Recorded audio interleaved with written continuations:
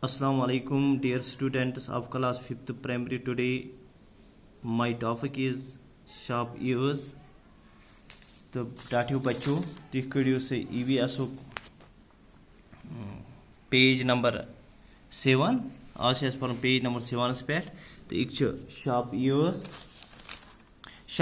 गई तेज ears. We sharp ears we cannot easily see birds' ears. Their ears are small holes. Their ears are small holes covered with feathers. Yama birds छ आसान तो इस छन ears हेकान वुचित कहीं easily हेका वुचित cage ears सवाल ears में आसा लकट holes मगर ears आसा cover करित केम सदन by feather तो feather सच आसा युस आसान ये तीर मन आसा बंद यह हेकान यम वुचित कहीं असल पठन पे यम लिखे राइट वुचु तुम लेखुन ये यानी क्वेश्चन लेखुन यह हथ राइट तो right the names of 10 animals whose ears can be seen. तो अस लेखन तमन एनिमल्सन 10 एनिमल्सन हंद नाव यहंद ears हेको वुचित can be seen यम हेको वुचित तो अस मिसाल यह इत कन लिखित एक लिखित मे थोमुन write the names of 10 animals whose ears can be seen. तो एक question whose ears can be seen page number 7 पे लिखित तो यम क्या लिखो आंसर इत कन काव तो हेका अम सद ears वुचित एनिमल्सन हंद गो एनिमल्स ब्या गो birds तो ये लिखे एनिमल्स तो एनिमल्स गई तुम जानवर तो birds गई जानवर यम वडान तो अत लिखे एनिमल्स तो गॉडनेट लिखे 10 एनिमल्सन हंद नाव यहंद ears हेको वुचित तो हेको cow buffalo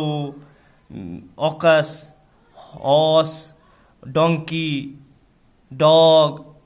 dear elephant rabbit monkey cow buffalo, ox, horse, donkey,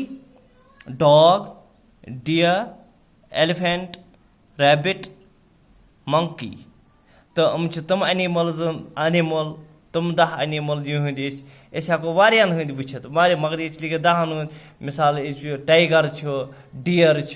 wolf हेको वुचित मगर टाइगरस हेको ब्रो कन गसित कहीं मगर हेको ना शक्ल पे वुचित या किताबन पे शक्ल ह टाइगर तम ears हेको वुचित इथे कन यम एनिमल्स मगर ये लेखुन 10 हंद तो cow buffalo ox horse donkey dog deer elephant rabbit monkey तो बे हेको वारियान हंद वनित लायन टाइगर शीप इथे कन मगर ये लेखुन 10 हंद पे ब्या लिखे राइट यह राइट इस लेखो इत write the names of some animals whose ears are bigger than our ears. तो तमन एनिमल्सन कैसन एनिमल्सन हंद नाव लेखुन यहंद ears आसान bigger than our ears यहंद ears बड़ आसान सानियो ears खत सानियो इंसान सद ईयर सन ईयर अम खुद बड़ ईयर आसान तम ईयर गई कन तो बड़ ईयर यम क्या हथ एक लिखित एलिफेंट हथ एलिफेंट लेखो तो ये एलिफेंट हथ इस लेखो इत कन एक लिखित write the names of some animals whose ears are bigger than our ears तो यम लिखे एलिफेंट इस लेखो elephant rabbit cow buffalo and ox etc गो बे वारिया elephant rabbit cow buffalo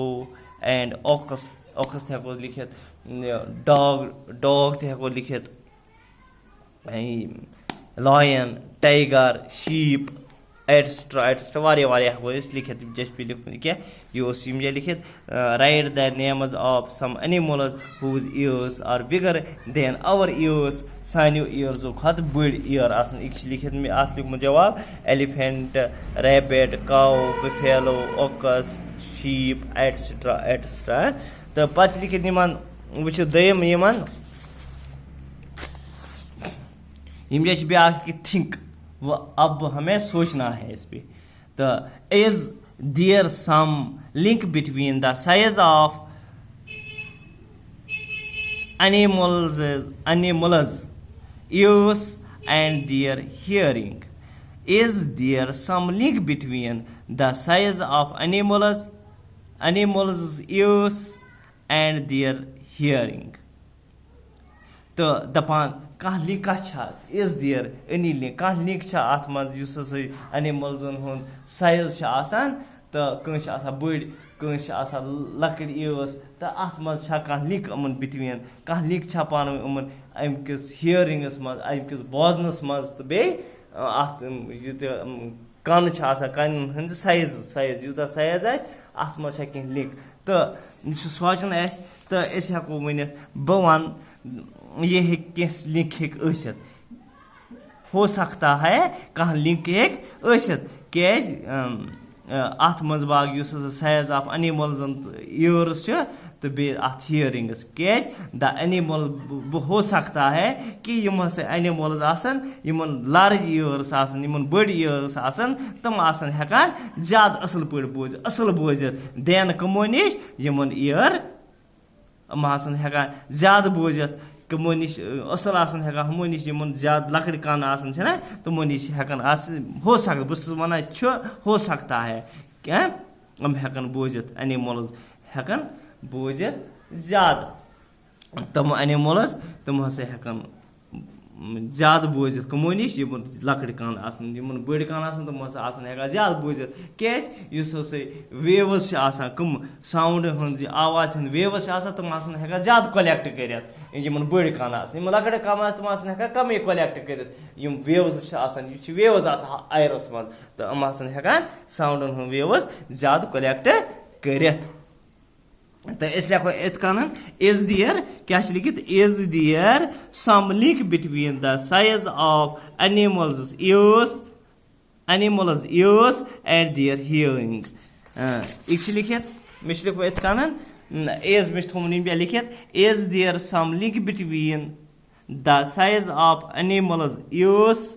and their hearings answer लिखो इत कन I think there there may be some link between the size of animals ears and their hearing. The animals with large ears can hear better because their ears can collect more sound waves. I think there may be some link between the size of animals ears and their hearing. The animals with large ears can hear better because their ears can collect more sound waves. शुक्रिया लिखियो तो शुक्रिया.